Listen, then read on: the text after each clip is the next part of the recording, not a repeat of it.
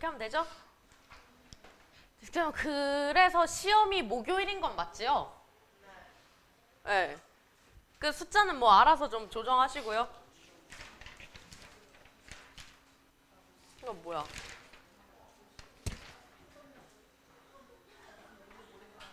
어.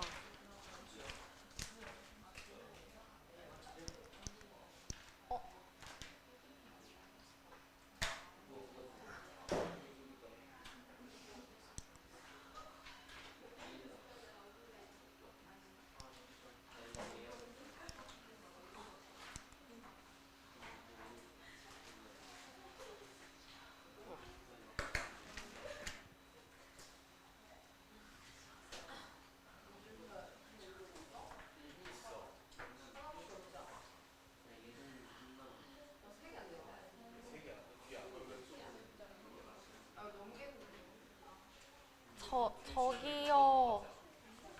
저기요, 뭐 하세요? 펴주세요.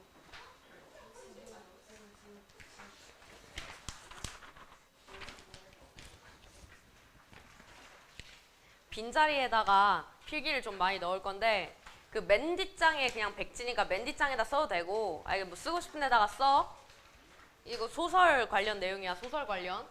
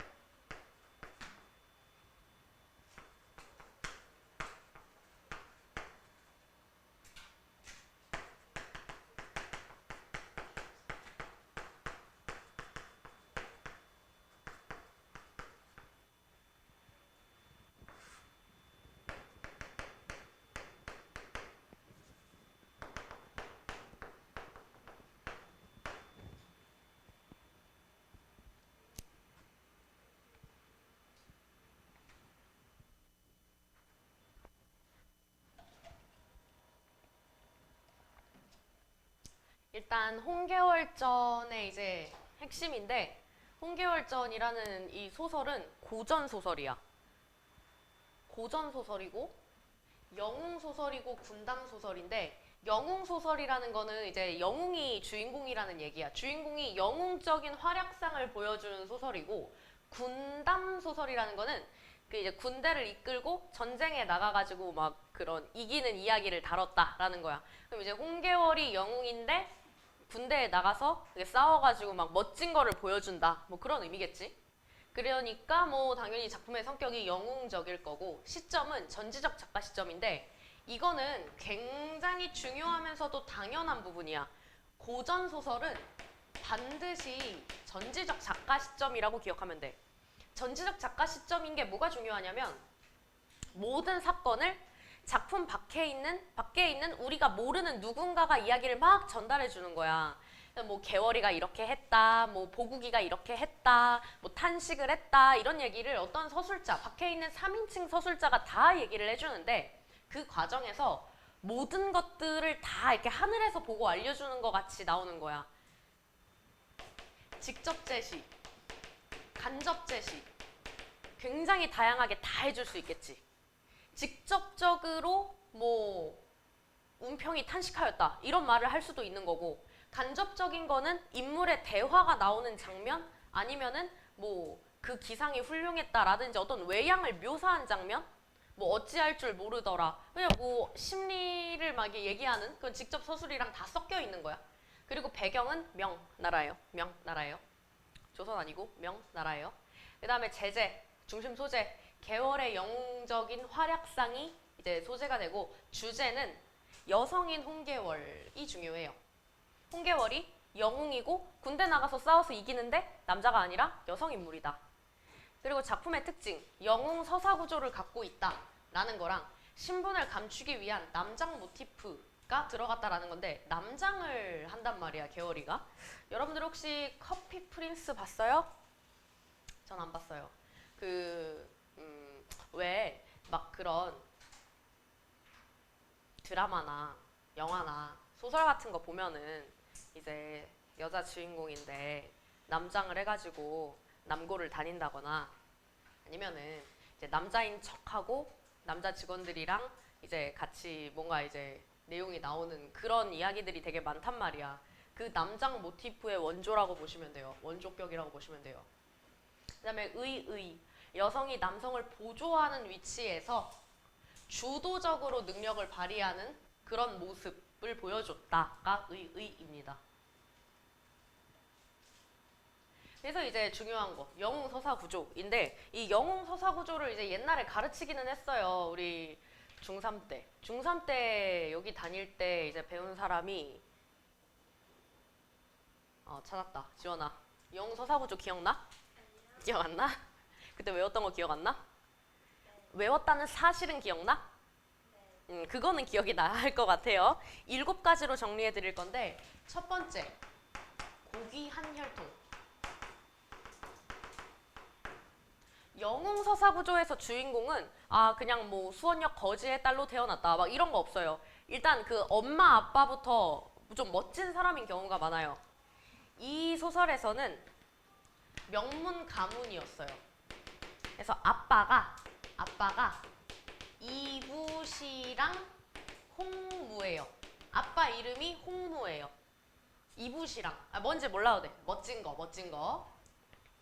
명문 가문에서 태어난 딸이고요. 그리고 두 번째, 비범한 출생. 영웅들은요, 태어날 때도 좀 특별하게 태어나요. 그냥 응애하고 태어났다 이런 거 없어요. 뭐 알에서 태어났다든지 아니면 뭐 빛에서 태어났다든지 막 그런 게 있어.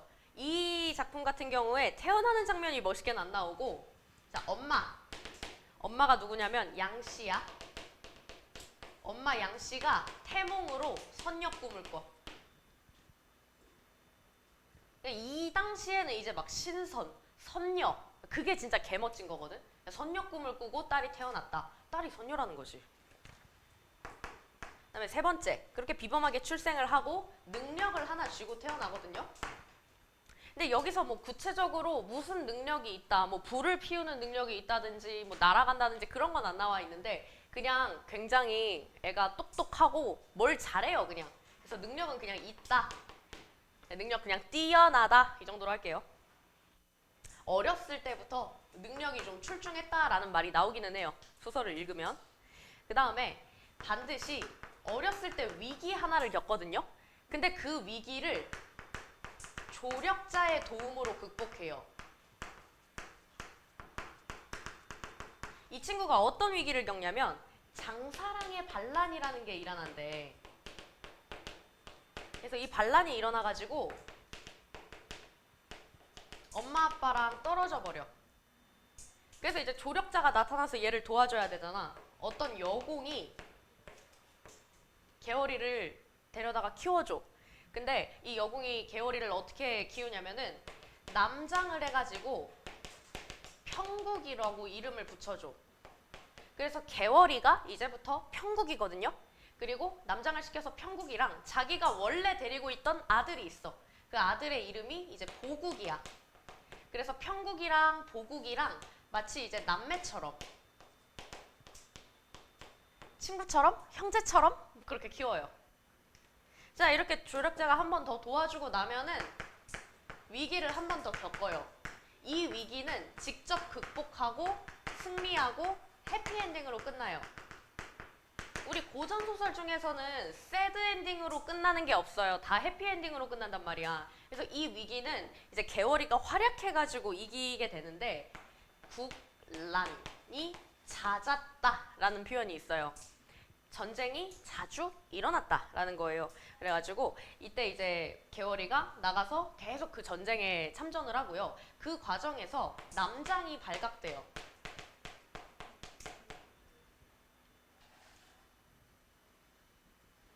최고의 장수인 줄 알았던 평국이가 사실은 여자 하면서 이제 남장이 발각되고요. 그 남장 사실이 발각되고 뭐 왕이 이제 실망하고, 그리고 그 과정에서 보국이랑 갈등도 일어나요.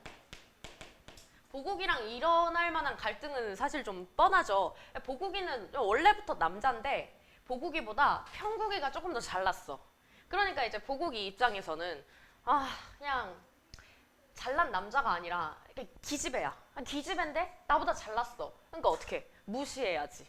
질투하고 깔봐야지. 근데 그러면서도 계속 평국이한테 처발리고, 그럼 이게 갈등이 될 거 아니야. 그래서 보국이랑 둘이 갈등을 하는데 나중에 이제 큰 전쟁에서 승리를 하게 된단 말이죠. 그래서 개월이 이제 전쟁에서 승리하고 천자의 용서. 왕을 속이고 벼슬을 받거든요. 그래가지고 이제 나중에 왕이 그거를 용서를 해줘요. 그리고 보국이가 인정도 해주고 둘이 화해도 하고 결혼도 해요. 그래서 이제 마무리는 이 세계 최강 능력을 지닌 테토녀와 이제 애견남의 그런 결혼으로 끝납니다. 그래서 대충 이런 스토리다. 읽어볼 건데, 고전 소설의 특징 중 하나거든. 너네들이 이거를 모의고사로 읽었을 때는 모르는 소설이잖아. 모르는 상태에서 읽은 거잖아. 근데 이게 만약에 현대 소설이야. 그러면은 초반에 내가 좀 졸려? 좀 집중이 안 돼? 그래가지고 그냥 뭐 대충 이해를 못해도 읽다 보면은 얘가 아들이구나. 얘 엄마랑 싸우는구나. 뭐 이게 이해가 된단 말이야. 그냥 읽다 보면. 근데 고전 소설은 처음에 한번 이해를 못했으면 뒤에서라도 뒤늦게 이해하기가 불가능해요. 무조건 불가능해요. 고전 소설은 아무리 쉬운 내용이어도 안 되거든. 그래서 너네들이 처음부터 잘 읽어야 돼. 고전 소설은 처음부터 잘 읽는 방법이 뭐냐면은 인물 이름을 잘 파악하는 건데, 이게 개월인데 뒤로 갈수록 개월이라는 단어가 안 나오잖아요. 개월이를 평국이라고 하기도 하고, 그리고 원수라고 하기도 하고, 그리고 보국이 같은 경우도 보국이라고 하기도 하지만 중군장이라고 하기도 하고 중군이라고 하기도 하죠. 그쵸? 그래서 이게 왔다 갔다 하기 때문에 일단 내가 이 사람이 이 사람이다라는 게 확실하게 파악이 돼야 돼. 그 확실하게 파악하려면 이제 가장 편한 방법은 그냥 모양으로 표시를 하는 거죠. 선생님이 모양으로 읽어가지고 체크를 해온 거거든. 요거를 같이 해드릴게요. 똑같이.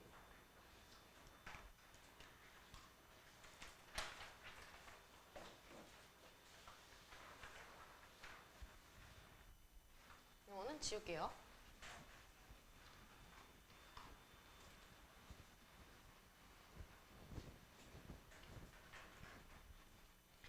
자, 앞부분의 줄거리. 명나라 시절, 배경이 이제 명나라. 홍시랑이랑 부인 양씨 사이에서 태어난 개월, 이렇게 나오죠. 자, 이제부터 개월을 세모라고 하겠다. 명나라 시절에 홍시랑. 근데 참고로 이 홍시랑이 홍무. 왜 홍시랑이야? 홍무가 이부시랑이어서 홍시랑이야. 성 뒤에다가 이제 벼슬을 갖다 붙여. 이 홍시랑이랑 부인 양씨라고 했으니까 이 양씨가 엄마겠네. 이 사이에서 개월이 태어난 건데, 이 개월은 이제 홍무 딸이니까 홍개월이겠지, 이름이. 그래서 이 개월이를 이제 앞으로 세모라고 하겠다. 근데 아까 전에 이제 봤을 때 이 개월이가 엄마 아빠를 잃어버리고 어떤 여공의 도움으로 구출된다 그랬잖아. 그 여공, 이 여공, 그리고 몰라, 모르고 여기 밑에 보국이라는 아들 하나 있잖아, 그치? 그리고 이 보국이랑 평국이랑 형제처럼 이제 자란다고 했어. 보국은 이제 역삼각형으로 할게. 평국은 그냥 삼각형. 이렇게 하면 되겠지? 오케이. 명나라 시절에 홍시랑이랑 부인 양씨 사이에서 태어난 개월은 남장을 한 채 길러집니다. 이후 장사랑의 난으로 부모랑 헤어진 개월은 여공에게 구출된 뒤 이름을 평국이라 고치고 여공의 아들 보국과 함께 수학하여 같이 공부해서 과거에 급제를 해요. 1등을 해요. 장원급제를 해요. 이후에 오랑캐가 침략하자 나라에 문제가 생겼어. 평국 개월은 원수가 됐고 홍원수가 됐고 그리고 보국은 중군장이 됐어. 둘 다 뭐 무과를 봤나 보지? 시험을? 이를 평정해. 이후에 평국이 여자임이 밝혀지지만 천자는 모든 소설, 모든 뭐 고전 시가에서 자주 나오는 말인데 천자는 왕이에요, 왕. 왕이니까 천자인 거야. 왕은 그냥 사랑하니까 하트. 그녀를 벌하지 않고, 그녀가 누구야? 개월이를 벌하지 않고 보국과의 결혼을 중매한다. 결혼을 중매하는 거 뭐예요? 둘이 결혼하라고 이렇게 도와주는 거죠. 그래서 여기까지가 앞부분 줄거리. 자, 이때 남간장이 장계를 울리거늘 천자가 급히 뜯어보았다. 근데 그 뜯어보니까 거기 문서에 이렇게 적혀 있었대. 오왕이랑 초왕이 반역해서 지금 황성을 침범하려고 합니다. 오왕은 구덕지를 대원수로 삼고 구덕지로 대원수를 삼는다는 게 구덕지를 대원수로 삼는다는 거야. 초왕은 장맹길로 선봉을 삼아 장맹길을 선봉으로 삼아서 장수 1000여 명이랑 군사 10만여 명을 거느리고 들어왔어요. 호주 북쪽 지방의 10여 성으로부터 항복을 받고 형주자사 이왕태를 베면서 막 들어오고 있어요. 이 소장의 힘으로는 방비할 길이 없어서 소식을 올립니다. 원컨대 소원인데요. 황상은 어진 명장을 보내서 적을 막아주세요. 그러니까 주 내용은 이거지. 어진 명장을 보내서 저희 좀 도와주세요. 이건데 명장이 뭐예요? 그러니까 이름난 장수? 이렇게 해석하면 되려나? 이름난 장수? 명장? 그러니까 개쩌는 사람 하나만 붙여주세요. 군대 좀 붙여주세요. 그 말이야. 자, 그럼 이제 사람을 뽑아야 돼요. 천자가 깜짝 놀라서 조정의 모든 신하들이랑 의논을 합니다. 이때 우승상, 우측에 있는 승상인 영태씨가 얘기를 하는데요. 자, 영태. 이 도적은 좌승상 평국을 보내 막아야 됩니다. 뭐 평국이는 뭐 왼쪽에 서 있었나 보지. 평국이니까 세모. 평국을 보내 막아야 합니다. 급히 평국을 부르세요. 얘기를 해. 근데 잠깐 여기까지 읽었을 때 얘들아 좀 신기한 점이 있어. 이때가 되게 남자랑 여자의 역할이 딱 분리가 돼 있던 시절이잖아. 그러니까 이제 여자가 뭐 전쟁에 나가고 이런 게 되게 특이한 일인 거잖아. 되게 멋진 일인 거잖아. 그리고 지금 이 상황에서 왕은 평국이가 여자인 걸 알아요? 몰라요? 알아요. 여기 앞부분 줄거리에 평국이 여자임이 밝혀진다고 써 있어요. 알고 있어요. 알고 있는 상황에서 영태가 평국이를 부르자고 얘기를 해. 그럼 좀 영태 좀 어때? 되게 좀 편견이 없지 않나요? 그쵸? 이게 이 소설의 특징 중 하나인데요. 이 당시의 분위기나 남자들은 굉장히 권위적이고 이제 뭐 그런 역할에 되게 좀 엄격했을 거 아니야. 부부가 유별하고 남녀가 유별하고. 근데 그런 게 좀 없는 모습. 특징 중 하나예요. 권위주의적인 그런 모습이 없어요. 능력을 인정하는 모습을 보여주죠. 남성 캐릭터가. 천자가 듣고 지그시 생각을 하다가 말을 합니다. 자, 이거는 천자. 평국이 전일에는, 그러니까 원래는 세상에 나왔기에 불렀지만 세상에 나왔기에 밖에서 이제 활동을 하니까 그때는 얘가 남자였으니까 불렀는데 지금은 규중에 머물러 있는 여잔데 어떻게 부르냐, 어떻게 전쟁터 가라 그러냐. 이제 규중이라는 말이 나오는데요. 여러분들 저 규라는 말은 앞으로 많이 보실 거예요. 여자가 머물러 있는 방을 규방이라 그래요. 그래서 규 어쩌고 하면 이제 다 여자 관련된 거야. 그러니까 이제 신하들이 얘기했다. 신하. 평국이 지금 규중에 있는데 이름이 조야에 있고 이름이 지금 조정에도 있고 세상에도 있는 이름이잖아요. 살아있잖아요. 그리고 장록을 거두지 않았잖아요. 그러니까 뭐 녹봉을 거둔 적이 없잖아요, 지금. 그러니까 뭐 지금 규중에 있다고 해서 얘를 뭐 꺼리겠습니까? 거리끼겠습니까? 오겠죠. 부르면 오겠죠. 이렇게 얘기를 하는 거예요. 자, 그래서 천자가 마지못해서 급히 평국을 불러냅니다. 자, 천자가 마지못해서 평국을 불러내. 이때 평국이 규중에 홀로 지내면서 뭐하고 있었냐? 날마다 시녀들이랑 장기도 두고 바둑도 두고 세월아 내월아 신나게 보내고 있었는데 이제 어디 갔어? 사관이 와가지고 천자가 부르는 명령이야. 너 전쟁터로 나가. 그러니까 평국이 깜짝 놀라가지고 급히 여자 옷을 휙 벗고 조복으로 갈아입고 사관을 따라 들어가 천자 앞에 엎드렸다. 굉장히 빠른 속도로 진행이 되죠. 이 정도면은 사실 평국도 전쟁하고 싶어서 몸이 근질근질했다. 뭐 이 정도 예상이 가능한데요. 아무튼 이제 네가 규중에 머문 후로는 이 말 누가 한 거예요? 천자. 천자가 한 말이에요. 네가 규중에 머문 후로는 오래 보지 못해서 밤낮으로 네가 보고 싶었다. 근데 네가 와줘가지고 내가 너무 기쁘다. 아, 내가 덕이 없어서 지금 오나라랑 초나라 양국이 반역해가지고 북쪽 지방 치고 항복받고 남간을 해치고 황성을 침범한다고 한다. 경은 뭐라고 써 있는 거야? 나라와 조정을 편안하게 지켜줘 하면서 명령을 내리죠. 그러니까 이제 평국이 엎드려서 말합니다. 평국. 아, 신첩이 나여다. 제가요 외람되게 폐하를 속이고 높은 공우직록을 영화롭게 지내기가 황공합니다. 제 죄를 용서하시고요. 이처럼 사랑하시니까요. 아, 신첩이 비록 어리석은데 최선을 다해가지고 당신이 주신 나에게 은혜 만분의 1이라도 갚고 싶어요. 폐하 걱정하지 마세요. 이렇게 딱 얘기를 해주니까 아, 천자가 너무 기뻐가지고 즉시 천병만마 붙여줍니다. 그러고 나서 이제 삼남원의 진을 치고 원수가 친히 붓을 잡아 보국에게 전령하기를 이러는 이제 원수. 이제 홍원수예요. 원수가 친히 붓을 잡아 보국에게 전령하기를 적병이 급하니까 중군장이 누구야? 중군장 보국이죠. 중군은 급히 대령하여 군령을 어기지 말라라고 얘기를 했대. 이렇게 얘기를 했대. 그러니까 이제 치마 입고 바둑 두고 장기 주고 수 놓고 이렇게 있다가 전쟁터 나오라 그래서 바로 그냥 옷 갈아입고 원수로 다시 복귀했어. 복귀해가지고 이제 보국이한테 내 명을 어기지 말아라. 잘 들어라. 이러니까 보국이 어떻게 해요? 꼬아요. 개꼽죠. 그쵸? 그래서 보국이 전령을 보고 화가 났대. 그래가지고 엄마 아빠한테 일렀대요. 이거는 보국이 한 말이겠네. 아니 개월이냐니 또 나를 중군으로 부리려고 하는데 이런 게 어딨냐. 그러니까 이제 엄마가 얘기하죠. 여공 엄마죠. 전일에 너에게 무엇이라 이르더냐. 엄마가 예전에 너한테 뭐라 그랬어? 개월이 괄시하다가 이런 일을 당하니까 어떻게 그게 틀렸다고 말을 할 수가 있냐.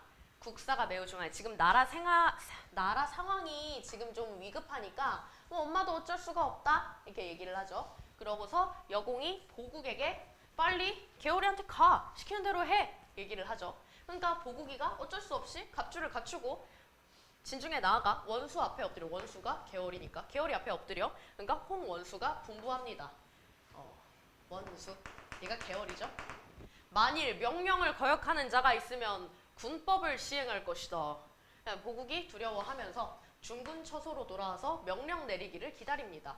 홍원수가 장수들에게 각각의 임무를 정하고 추구월 몇 월 며칠에 행군 나아갔습니다.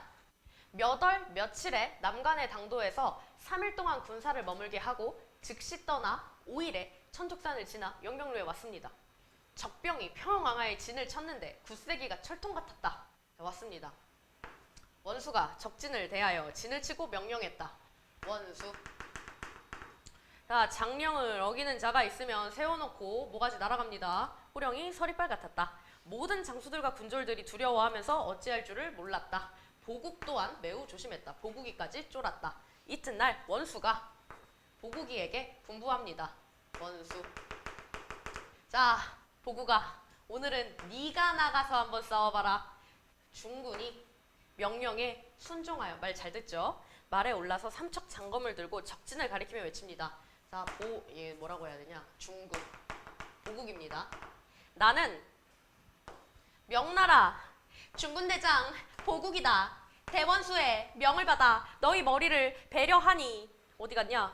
배려하니 너희는 바삐 나와 내 칼을 받으라. 그러니까 적장 운평이, 적장이라고 했으니까 이제 적인 거죠. 운평이라는 애가 와가지고 이 소리 듣고 대로하여, 이 대로했다는 거는 극대노라는 뜻입니다. 극대노하여 말을 몰고 나와 싸웠는데 3번을 채 겨루지도 못해서 운평의 머리가 말 아래로 떨어지죠. 적장 운경이 운평의 죽음을 보고 화가 나가지고, 이 운경이도 왔어요. 와가지고 막 달려들죠. 보국이 승리의 기세가 등등해서 장검을 높이 들고 싸웠어. 두어 차례 겨루기도 전에 보국이 칼을 날려 칼을 들고 있는 운경의 팔을 치니까 운경이 손을 놀리지 못하고 칼을 든 채 말 아래로 떨어져서 보국이가 운경의 머리를 탁 베어들고 본진으로 돌아오고 있었다. 잘하네요. 너무 잘하죠?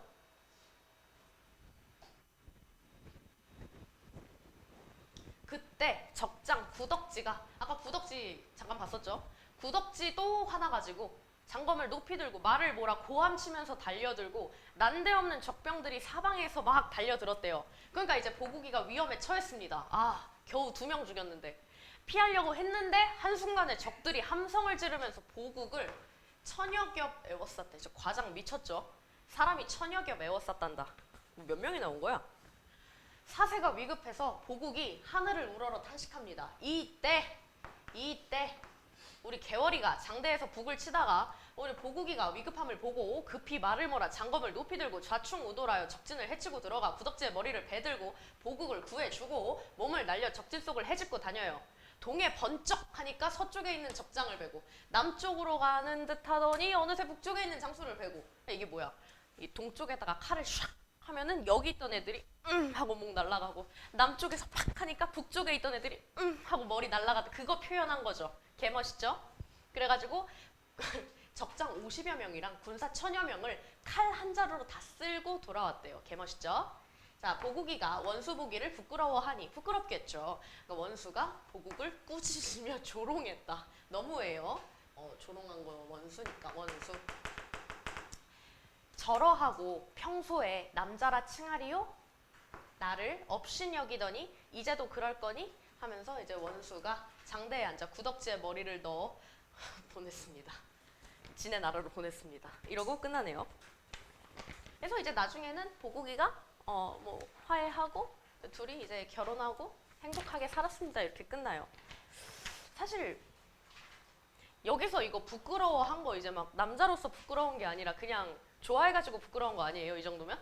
자기 구해줘가지고 막 부끄러운 거 아니에요? 막 얼굴 막 빨개지고 헐 너무 멋있다 이러면서. 근데 또 이거를 읽다 보니까 저의 그분이 또 생각이 나는데 애써 잊어버리고 문제 풀어볼게요.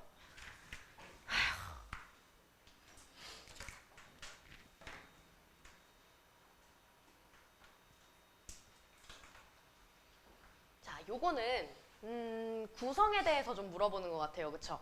뭐 서술자나 시점이나 구성에 대해서 물어보는데 여러분들 다 풀었던 문제라서 답은 아실 거예요. 그쵸? 이거 답 몇 번이에요? 알았어요. 자, 1번 볼게요. 고사를 활용하여 어쩌고 저쩌고, 시간의 역전적 구성을 통해 어쩌고 저쩌고, 서술자가 직접 개입하여 어쩌고 저쩌고, 인물의 활약상을 구체적으로 묘사하여 어쩌고 저쩌고, 현실적 공간과 비현실적 공간의 교차를 통해 환상적 분위기를 조성하겠다. 이렇게 나와 있어요. 앞말, 뒷말 따로 보면 되는데요. 고사를 활용했다. 고사라고 하면은 뭐 이제 원래 있었던 뭐 중국의 고사를 인용해서 얘기하는 걸 물어보는 거거든요. 고전 소설이다 보니까요, 여러분들. 만약에 소설에서 고사를 활용한 부분이 나오면은 우리가 그 고사를 몰라요. 그게 무슨 뜻인지 어디 나온 고사인지 우리는 몰라요. 모르는데 갑자기 뭐뭐 어쩌고 한자 한자라 하더니 한자 한자 한자로다 막 이런 식으로 얘기를 하는 부분이 나와요. 아무튼간에 여기는 없었잖아요, 그렇죠? 그다음에 시간의 역전적 구성이라고 하면은 뭐 아시죠? 시간이 역전했다라는 건데 보통 고전 소설에서는 시간이 역전되는 게 잘 안 나오기는 해요. 보통은 얘의 출생부터 죽음까지를 쭉 얘기해주는 경우가 많아요. 더군다나 영웅 지었네요. 영웅 소설이잖아요. 출생부터 승리까지 나와야 되니까 역전적 구성이 나오기가 좀 힘들겠죠. 상식적으로. 서술자가 직접 개입하여 상황에 대한 독자의 판단을 유도하고 있다. 요 3번은 답은 아닌데 조금 중요해요. 왜 중요하냐면 이게 고전 소설의 특징 중 하나거든요. 고전 소설의 특징 중 하나가 서술자가 이야기, 사건을 막 이렇게 설명을 해주다가 갑자기 자신의 주관적인 생각을 막 얘기를 한다거나 독자한테 니네들도 이렇지 않냐 하면서 얘네들 읽는 사람들의 생각을 막 유도하는 경우가 있어요.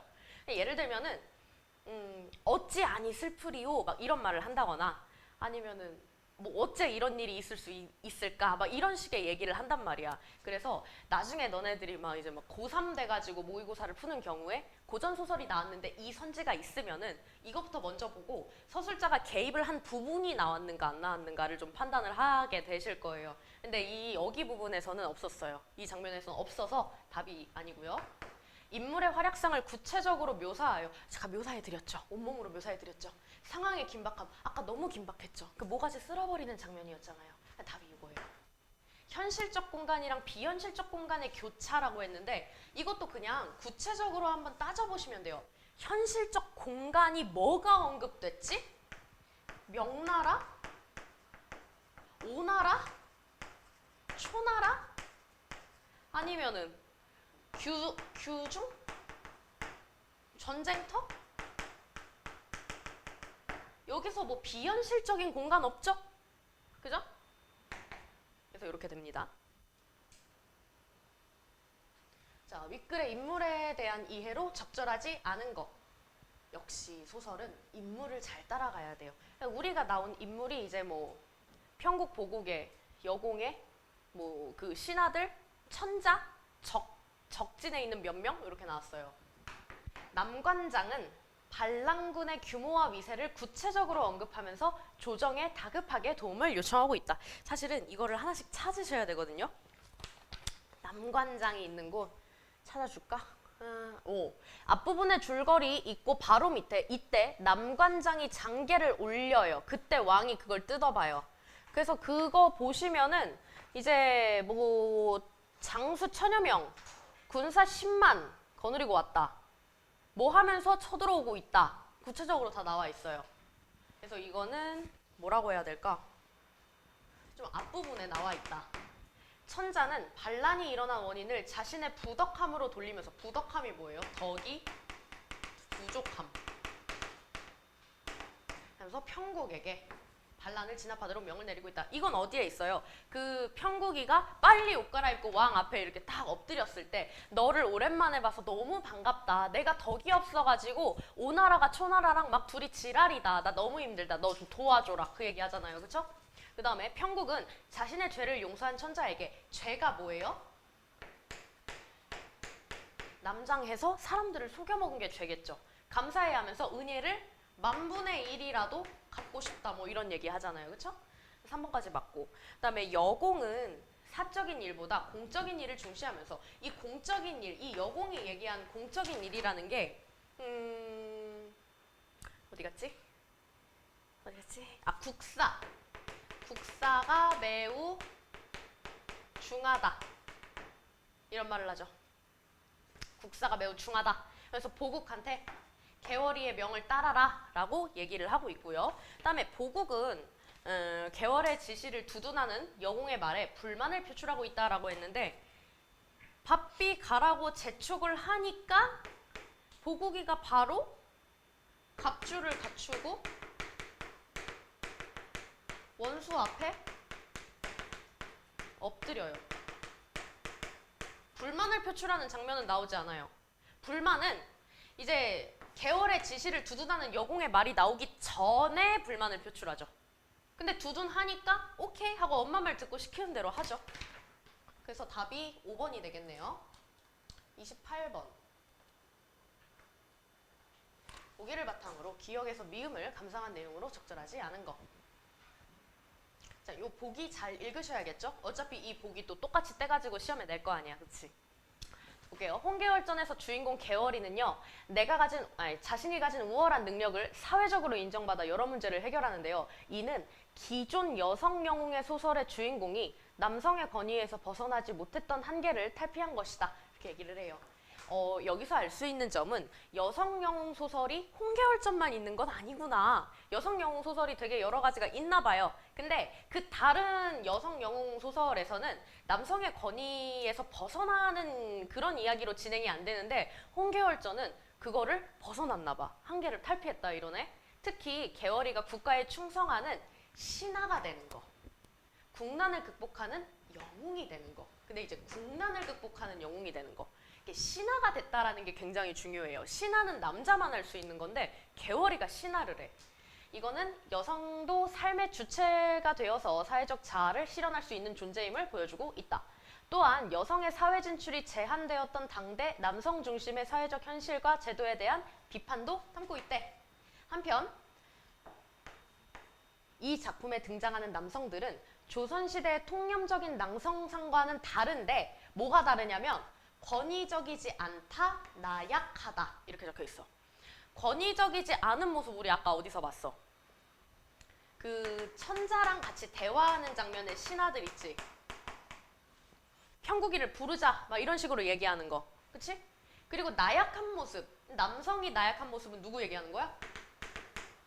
이분 얘기하는 거죠 뭐. 보기 읽어봤고요.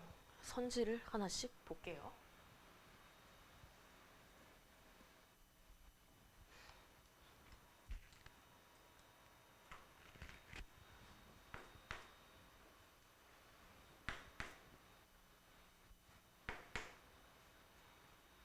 얘들아 빠르게 답 한번 체크해볼까 알아서? 읽고 답 좀 한번 체크해봐.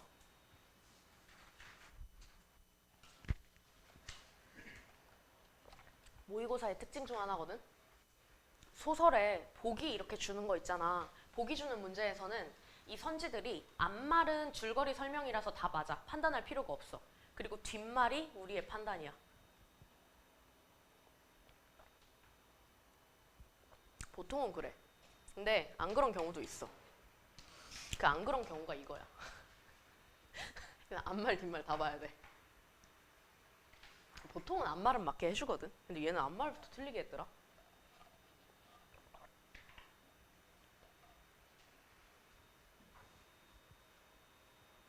자, 진아야 몇 번이야?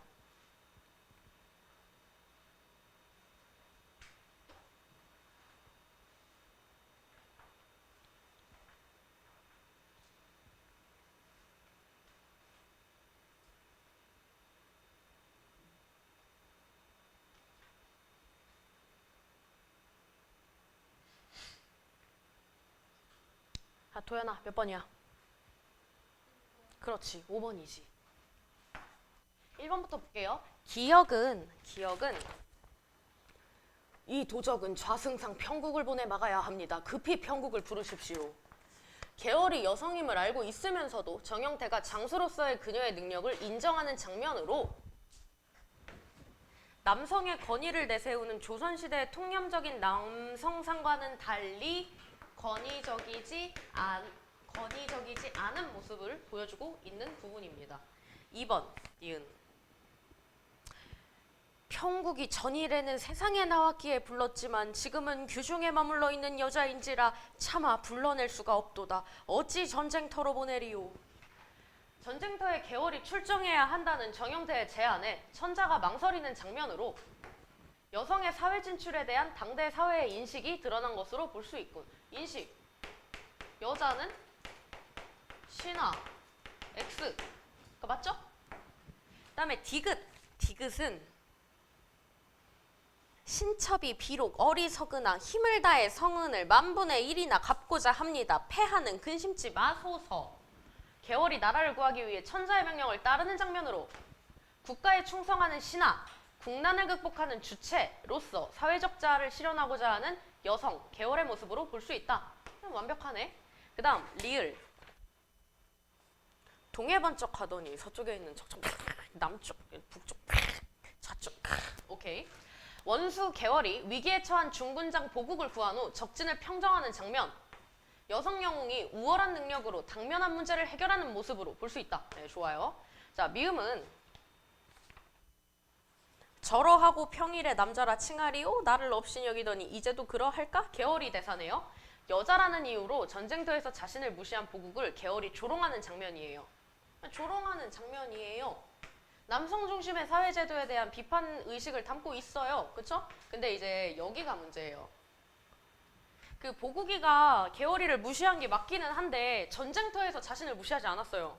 전쟁터에서 계월이를 무시하기에는 보국이는 천여 명의 그 적장에 둘러싸여가지고 울고 있었거든요. 그래서 구해줬거든요. 이게 성립할 수가 없잖아요. 그래서 답이 5번이에요. 그래서 그리고 실제로 이제 소설에서도 순종했다라는 단어가 나와 있었고요. 그래서 이게 요렇게 보면은 되게 당연하게 5번이 답인데 아마 여러분들 혼자 이거 풀었을 때는 좀 헷갈렸을 것 같긴 하더라고. 이해합니다. 자, 오늘의 다음 작품 현대소설.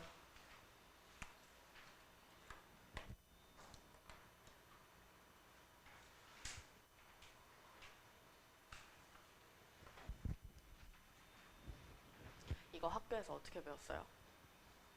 학교에서 했어요? 안 했어요? 학교에서 한 사람? 없어요? 해준대요? 해주겠죠? 프린트를 준다고 하셨나요? 주시겠죠? 뭐를 강조하면서 가르치셨는지는 저도 몰라가지고 그냥 할 거예요. 그리고 은서는 꿀잠 자고요. 상한 영혼을 위하여라는 작품입니다.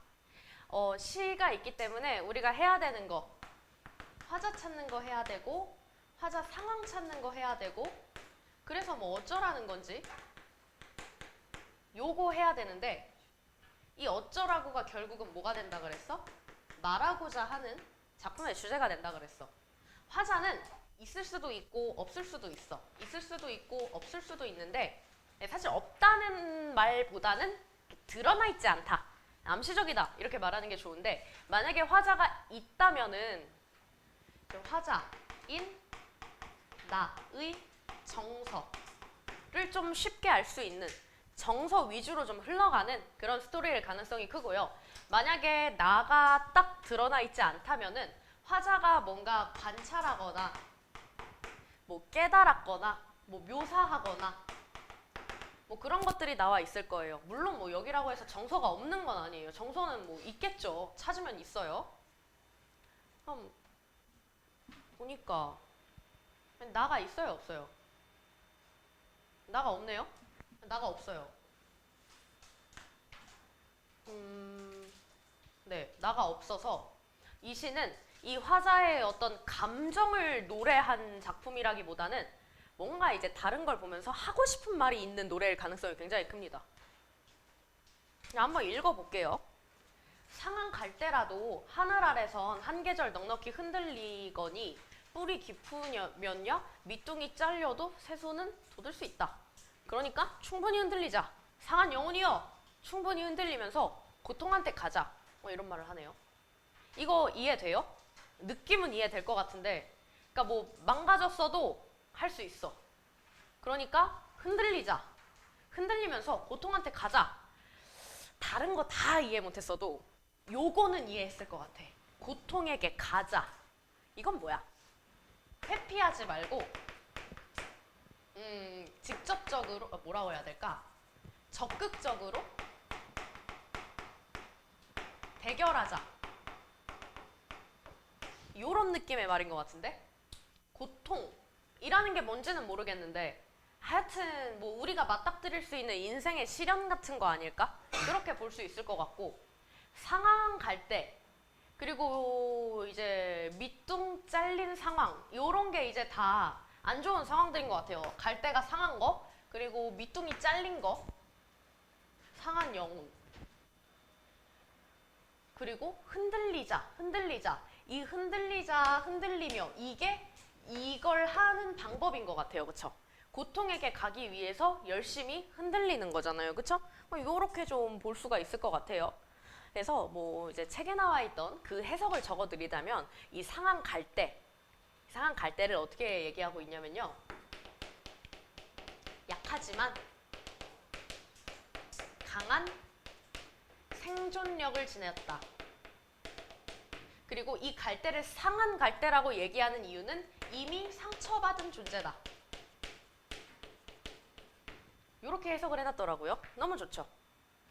흔들리거니 여기 또 있네. 이 정도 해석할 수 있을 것 같고, 뿌리 없이 흔들리는 부평초 잎이라도 물고이면 꽃은 핀다. 아유, 똑같은 얘기 아니야? 밑둥 잘려도 새순 돋는다랑 뿌리 없이 흔들려도 물고이면 꽃이 필 수 있다랑 똑같은 소리인 것 같은데? 말만 다르고? 이 세상 어디서나 개울은 있다. 물만 고이면 되니까 개울은 흐르고, 이 세상 어디서나 등불은 켜진다. 왜냐면 꽃 피려면 이제 또 이 광합성을 해야 되잖아요. 가자 고통이여 살맛대고 가자. 똑같은 말 하고 있고요. 외롭기로 작정하면 어딘들 못 가랴. 가기로 목숨 걸면 지는 애가 문제랴. 굉장히 씩씩합니다. 서류적 표현이 쓰였고요. 고통과 서름의 땅 훨훨 지나서 뿌리 깊은 벌판에 서자. 두 팔로 막아도 바람은 불듯 영원한 눈물은 없다. 영원한 슬픔은 없다. 캄캄한 밤이라도 하늘 아래선 마주잡을 손이 오고 있다. 이렇게 얘기를 하네요.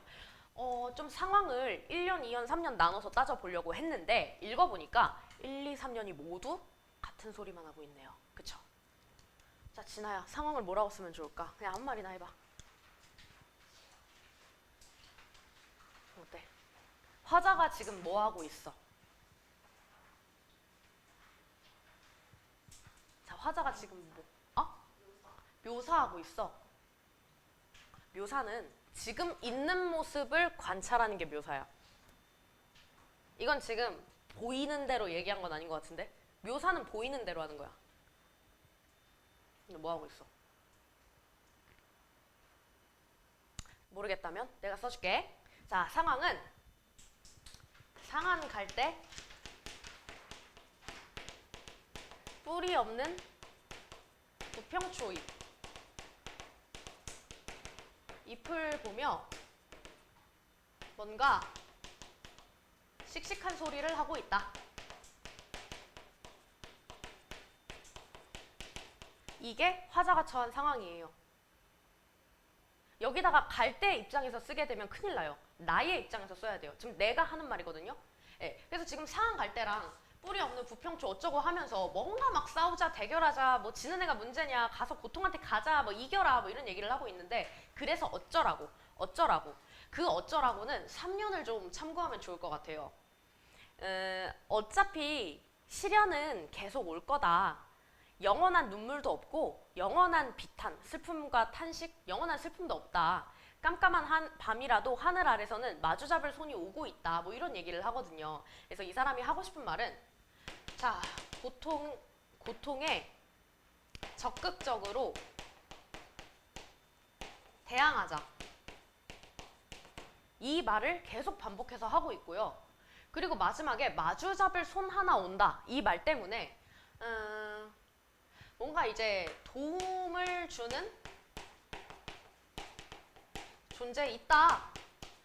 이런 말을 하고 있어요.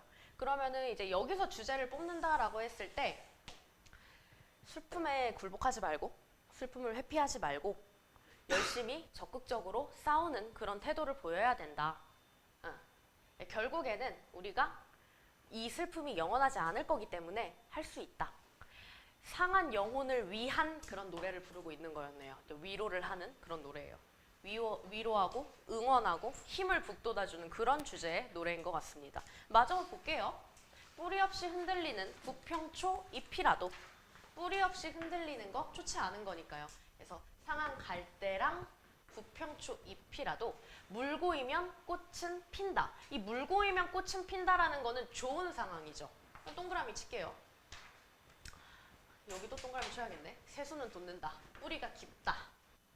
이 세상 어디서나 개울은 흐르고. 이거 좋은 말.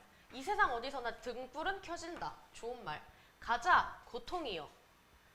고통. 살맛대고 가자. 맞서 싸우자. 이거 똑같은 말이죠, 이거?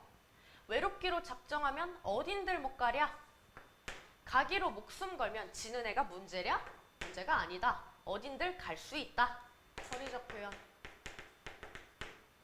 서리법을 써서 하고 싶은 말을 강조하는 거잖아요. 강조하고 싶은 말이 뭐예요? 어딘들 못 가냐, 지는 애가 문제냐, 이거 다 뭐예요? 시련을 이겨낼 수 있다를 강조하기 위해서 서리법을 쓰고 있죠. 그리고 이제 형식을 좀 봤을 때요, 여러분들. 반복이 지금 굉장히 많이 일어나고 있어요.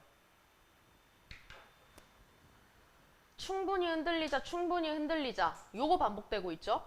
그리고 이 세상 어디서나, 이 세상 어디서나. 이거 반복되고 있고요.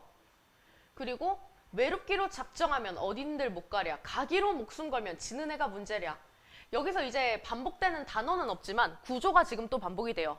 그래서 여기에서 이제 좀 두드러지는 게 색깔 다른 거.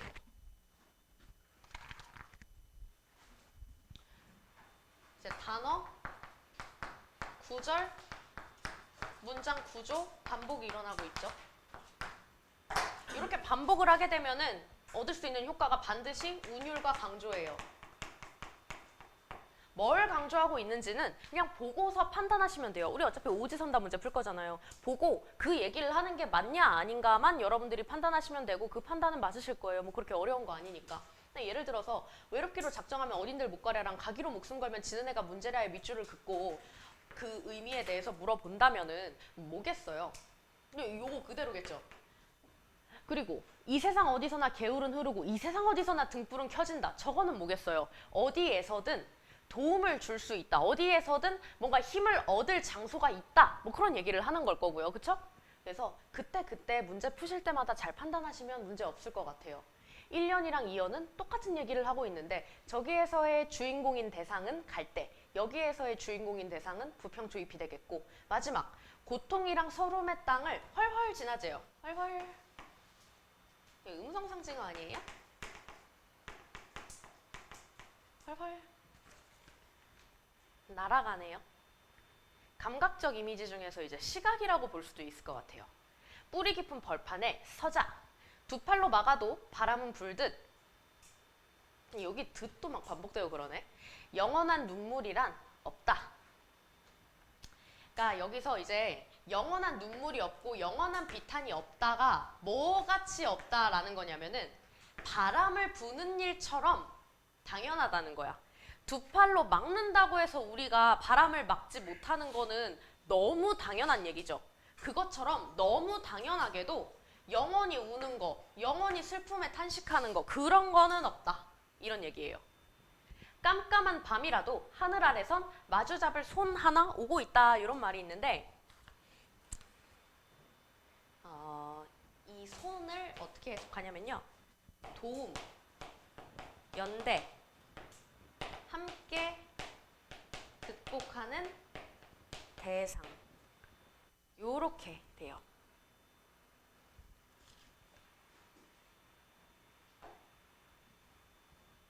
요 정도. 그리고 이 시련이나 고통 그리고 그것을 극복하는 어떤 힘 그런 것을 생명으로 지금 얘기하고 있는 거 느끼셨어요? 뿌리가 깊다, 새순이 돋는다, 흔들린다, 그리고 꽃이 핀다, 개울이 흐른다, 등불이 켜진다, 뿌리 깊은 벌판, 바람 요 말들, 깜깜한 밤 다 지금 생명력으로 얘기를 하고 있죠. 그래서 여러분들 이제 문제 푸실 때 생명력을 나타내는 시어들인지 아닌지 확인하시는 것도 필요하고요. 그리고 마지막으로 어조 보고 넘어갈 건데 여기 보시면 충분히 흔들리자 상한 영혼이요 이렇게 얘기를 해요. 지금 누구한테 한 말이에요? 상한 영혼한테 한 말이죠. 상한 영혼한테 얘기를 했으니까 얘가 청자예요. 청자를 설정해서 충분히 흔들리자고 말을 건네고 있어요. 말을 건네는 방식이 지금 쓰이고 있다는 거죠. 충분히 흔들리자고 고통에게 가자. 살맛대고 가자. 벌판에 서자. 뭐뭐 자로 끝나는 거 청유형 어미. 반복되고 있죠. 그리고 여기서는 고통한테 얘기를 하고 있어요. 가자 고통이여. 살맛대고 가자.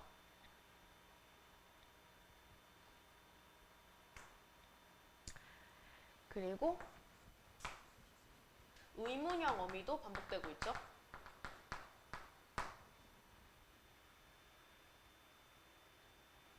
영원한 눈물이란 없다. 영원한 비탄이란 없다. 단정적인 어조도 반복되고 있죠. 어조까지 다 봤죠.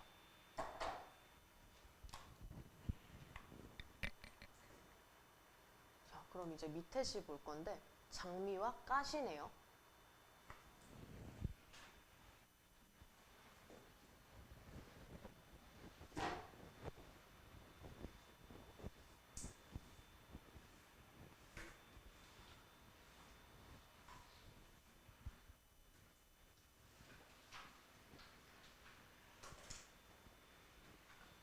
자, 화자가 있어요, 없어요, 여기서는?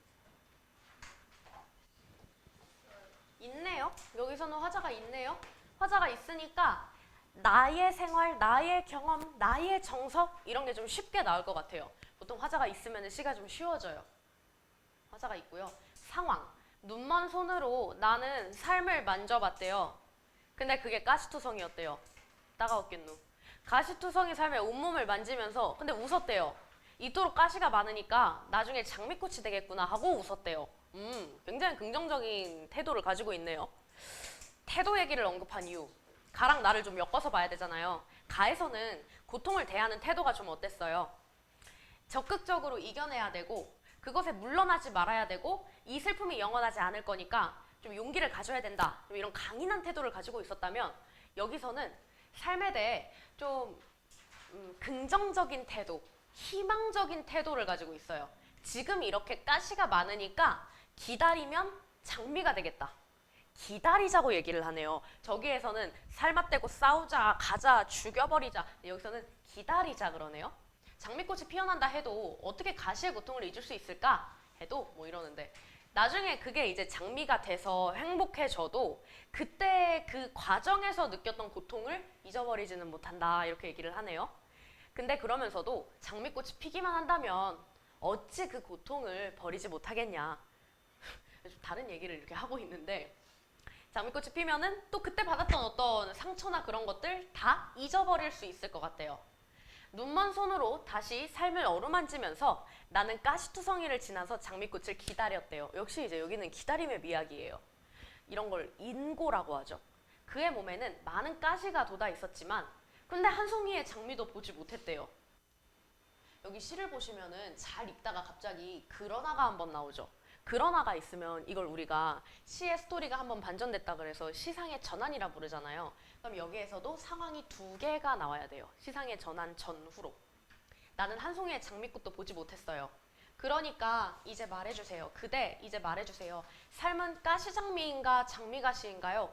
아니면 장미의 가시인가요? 아니면 장미랑 가시인가요? 이거를 말해주세요 하면서 끝나요. 자, 상황. 진아 이거 말할 수 있겠어? 내가 한 행동을 그대로 읊으면 그게 상황이야.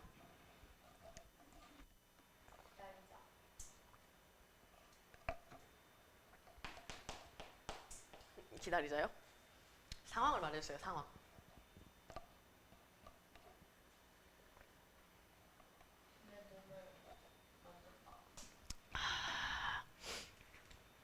네. 손으로 삶을 만졌다.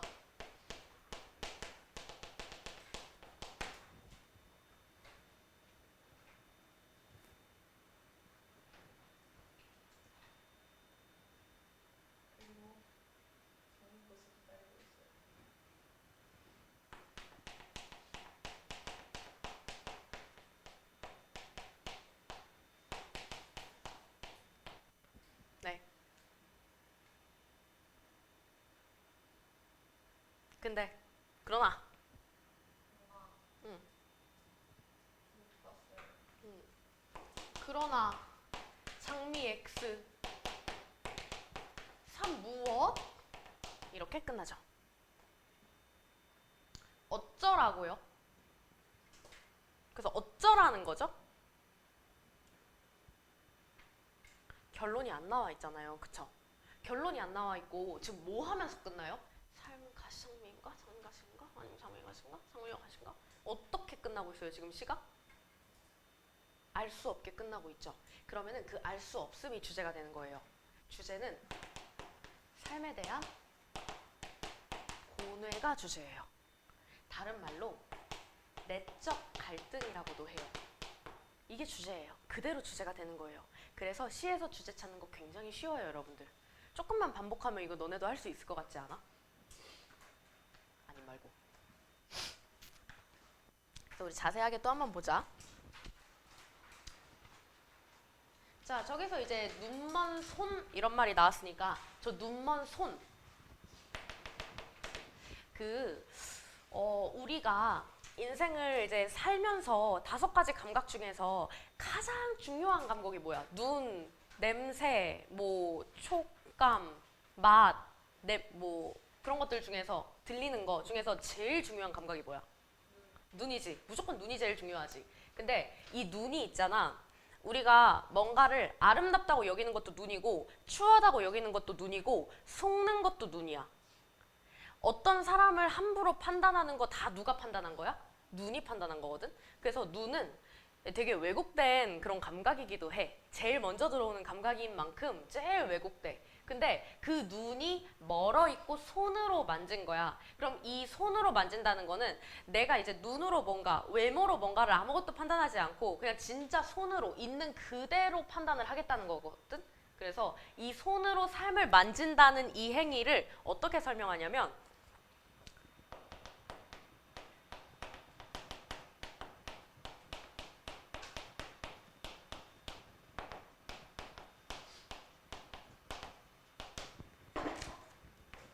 삶의 본질, 진짜 삶에 대해 생각하게 하는 매개체다 라고 해. 이 손으로 삶을 만지는 걸.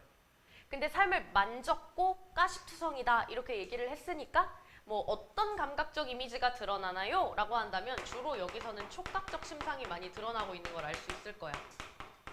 반대로 방금 전에 봤던 저 앞에 있는 시에서는 뭐 서자, 새순이 돋는다, 흔들린다, 가자 다 좀 시각이죠? 좀 다 시각이에요, 위에는. 그리고 캄캄한 밤, 이것도 이제 시각. 헐헐 지난다, 이것도 시각. 근데 여기서는 촉각이 많이 드러나네. 아무튼 간에 삶을 만졌는데 그것은 가시투성이었고요. 그 가시투성이 삶의 온몸을 만지면서 나는 미소 지어요. 곧 장미꽃이 피겠구나. 이거는 누가 봐도 기대하는 그런 미소잖아요. 굉장히 긍정적인 미소예요. 나중에 장미가 피겠다. 막 기대되고 웃고 즐겁죠. 근데 물론 장미꽃이 피어난다 해도 예쁜 결실을 맞이한다 해도 가시의 고통을 잊을 수는 없어요.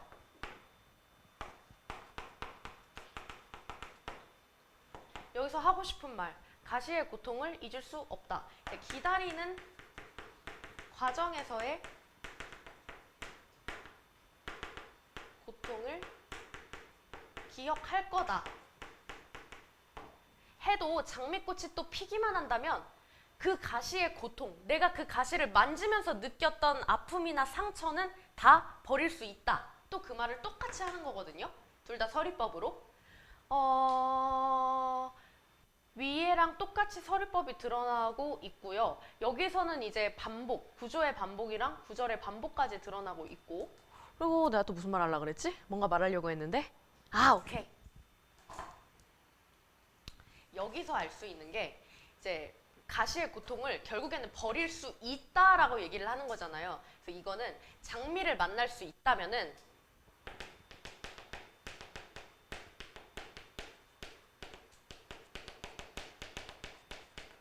현재의 고통쯤이야 다 감내해낼 수 있다라고 얘기를 하는 거예요. 그래서 밑에는 이제 직접적으로 기다렸네라는 말을 하잖아요. 그쵸? 기다렸네. 그래서 이거를 있네. 이렇게 볼 수 있는 거죠. 눈먼 손으로 삶을 어루만지며. 요거는 이제 반복되고 있는 거예요. 반복 여기다 안 쓸게요. 그의 몸에는 많은 가시가 돋아 있었대요. 아, 그럼 이 사람이 만진 게 내 몸이 아니라 그의 몸이었어요. 시적 대상의 몸이었어요. 누군지는 몰라요. 근데 그의 몸에는 이제 가시가 많이 돋아 있었는데요. 그러나 여기서 시상이 전환이 되어 장미꽃을 보지 못했습니다. 결국에는 이 사람이 기대하고 인내하면서 계속 그려왔던 그 이쁜 장미가 없었대요. 그러면 이때 화자는 어떤 감정을 느껴요? 실망하겠죠. 얼마나 실망스러웠을까? 그리고 실망? 난 뭐라고 써왔니? 아, 상실. 그래서 이 부분의 상황을 이제 어떤 식으로 정리가 되어 있었냐면은 인고의 세월을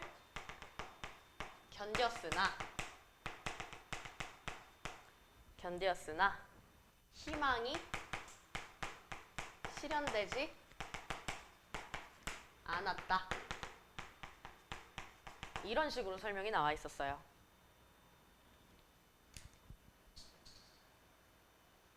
자, 그러고 나서 그러니 그대 이제 말해주오 이렇게 얘기를 하네. 그럼 이거 뭐야? 그대 이제 말해주오. 이 사람이 청자네. 요 대상이 청자가 되네. 그래서 똑같이 말 건냄. 뭘 물어보고 있냐면요. 이걸 물어보고 있거든요. 근데 이거는 뭐예요? 가시, 장미, 장미, 가시, 장미, 가시, 장미랑 가시. 가시는 아프고 안 좋은 거고 장미는 이 화자가 기다리는 좋고 이쁜 거잖아. 그치? 근데 그거에 대해서 뭐 이거야? 이거야? 이거야? 이거야? 아니면 이거랑 이거야? 아니면 이렇게야? 이렇게야? 막 이걸 물어보죠. 그래서 삶의 뭐라고 적었지? 안 적어왔네?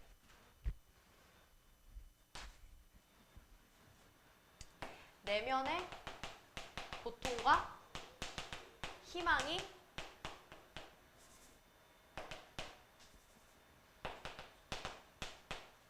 교차하는 삶. 대해 질문.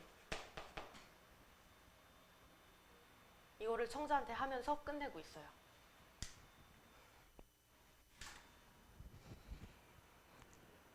이게 이제 내면적 갈등이 주제가 되는 거라 그랬어요. 그래서 내용 다 봤으니까 어미나 한번 볼까?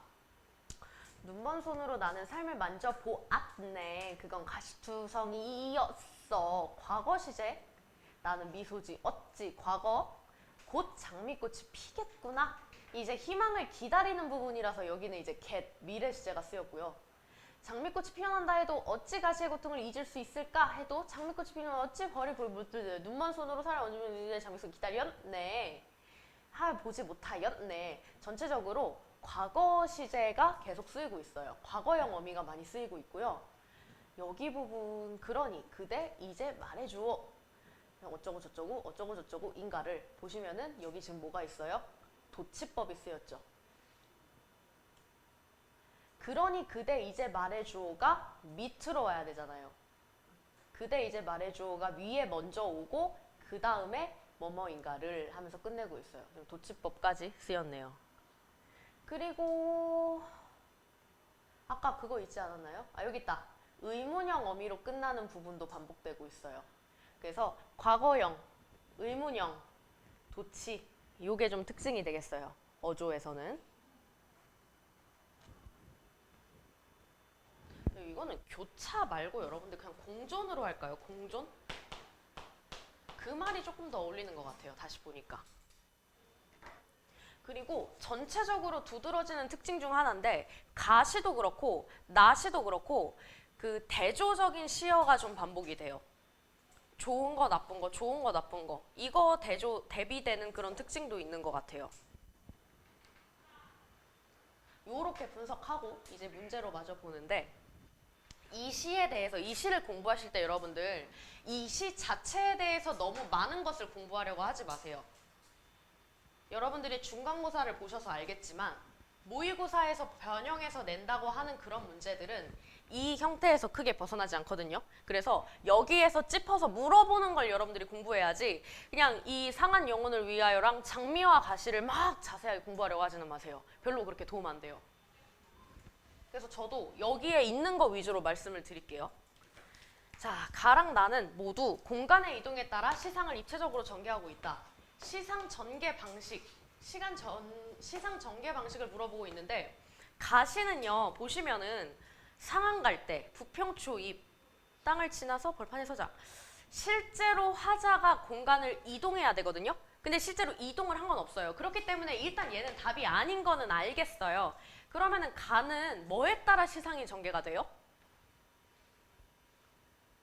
뭔진 몰라도 시선의 이동이라고 합시다. 여기를 보고 이 얘기했다가 저 얘기를 했다가 이 얘기를 하는 거니까 이건 시선의 이동이라고 보시는 게 좋을 것 같고, 나는요, 삶을 만져보고 뭔가 이제 어디를 가거나 딴 데를 쳐다보거나 그런 거는 없어요. 그쵸?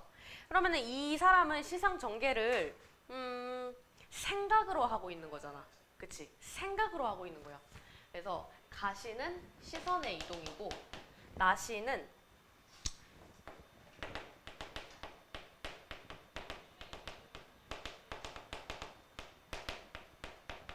화자의 상황이나 생각이 바뀜에 따라서 시상이 전개돼. 상황이 바뀐다는 거는 이제 장미를 기대했는데 결국엔 장미가 없었다는 상황. 그리고 그거에 대해서 생각한 내용. 요렇게 좀 흐름이 가니까요. 반전도 한번 있고. 그 다음에 가랑 나는 모두 서리적 표현을 사용해서 작품의 주제의식을 강조하고 있다. 요런 말은 우리 생각 안 하기로 했죠. 요런 말은 생각을 안 해도 돼요. 요게 답이에요. 서리적 표현이 들어갔죠.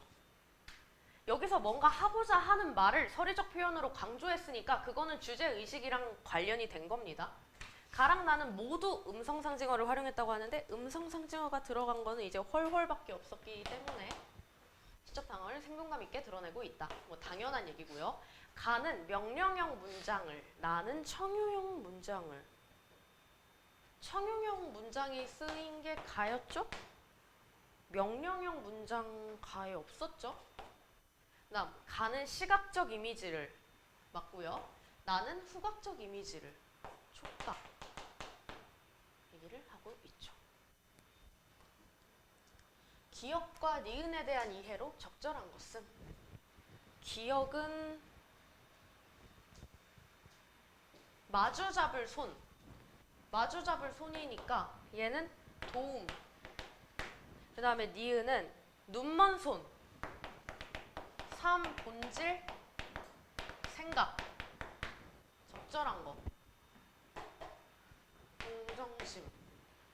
기억과 니은은 모두 부정적 현실을 극복하게 한 계기이다. 극복하게 한 계기가 아니라 도움을 주는 존재고요. 얘는 부정적 현실이랑 상관이 없는 것 같아요. 그쵸? 기억은 화자를 발전적으로 변화시키려는 존재이고 니은은 화자를 현실에 만족하게 하는 매개체이다. 얘 아니고요. 화자를 발전적으로 변화시키려는 존재가 아니라 도움을 주려는 존재라고 했어요. 기억은 화자가 친밀감을 느끼는 대상이고 니은은 화자가 경외감을 느끼는 대상이다 라고 했는데 이 친밀감은 맞을 수도 있어요. 도움을 주는 손이 오고 있어. 그러면은 이 손이 가까워지고 있는 거기 때문에 친밀감은 느낀다고 볼 수 있어. 근데 화자가 경외감을 느낀다. 이 경외감은 화자의 손, 자기 자신의 손에 경외감을 어떻게 느껴요? 이 경외감이 뭐냐면요. 신한테 인간이 느끼는 감정이에요. 존경하면서도 신을 두려워하잖아요. 그 감정이 경외감이에요. 자신의 손에다가 누가 경외감을 느끼겠습니까? 기억은 화자에게 도움이 될 연대의 대상이고 니은은 화자가 삶의 본질을 생각하게 하는 매개체이다.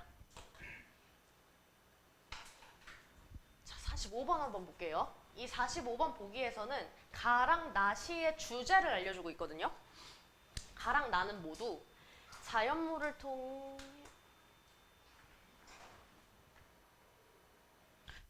통해 삶의 고통이랑 희망을 형성하고 있는 작품이래요.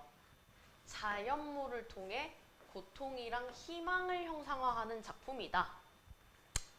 가에서는 자연물, 뭐 갈대, 밑둥 잘려, 새순, 뭐 부평초, 물 고이고 꽃 피어 이런 거고.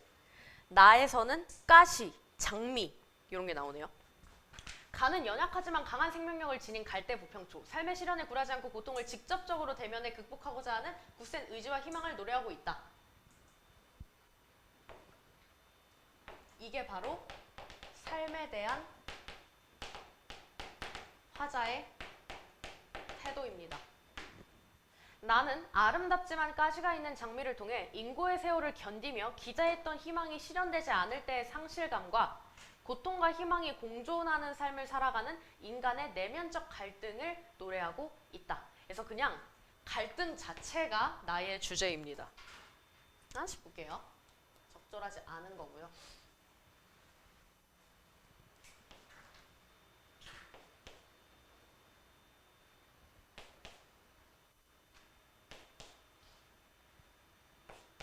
앞말은 그냥 시의 일부를 떼온 거고 뒷말을 판단하시면 돼요. 밑둥이 잘려도 새순이 돋는 모습. 연약하지만 강한 생명력을 지닌 존재를 구체적으로 얘기한 거다. 좋고요. 고통이여 삶아떼고 가자. 고통을 피하지 말고 직접적으로 대면해서 극복하자 하는 의지. 위에 그대로 적혀있죠. 나의 장미꽃이 피기만 한다면 어찌까지의 고통을 버리지 못하리요. 기대했던 희망이 실현되지 않을 때의 상실감을 노래한 것이군. 기대했던 희망이 실현되지 않을 때의 상실감을 노래한 거는 맞는데 그 부분이 이 부분인가요?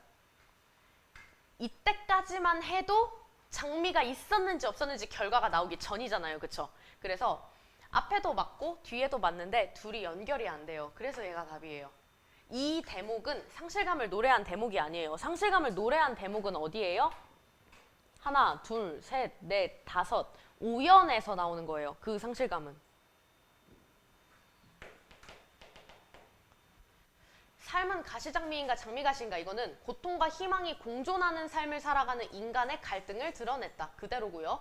가에 뿌리 없이 흔들리는 이랑 나의 가시가 많은 이는 모두 고통을 겪는 존재의 모습을 상징한다. 맞겠죠? 좋아요. 그래서 이렇게 모의고사는 다 했고 여러분들 이번 숙제에 제가 이 모의고사 외부 지문 문제 안 넣었어요. 숙제가 충분히 많은 것 같아가지고 괜찮죠? 다음 주에 넣어드릴게요. 그리고 이제 남는 시간 동안 뭐 할 거냐면 문법 요소 꺼내주세요. 문법 요소.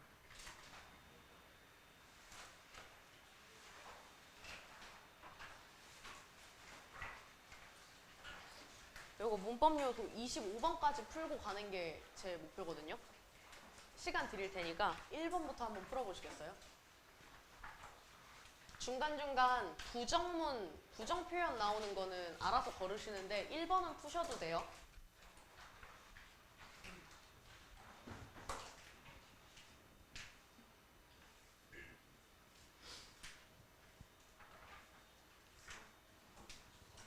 얼른 갔다 와.